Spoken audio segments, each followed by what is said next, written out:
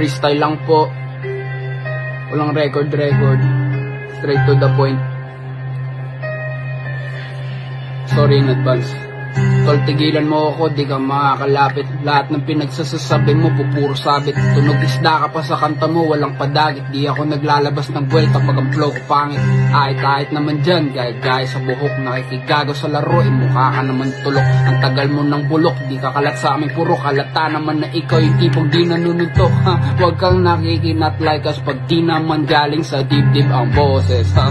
Mga 10 probinsyano, kailangan mong malagpasan sa aking fortress, ha?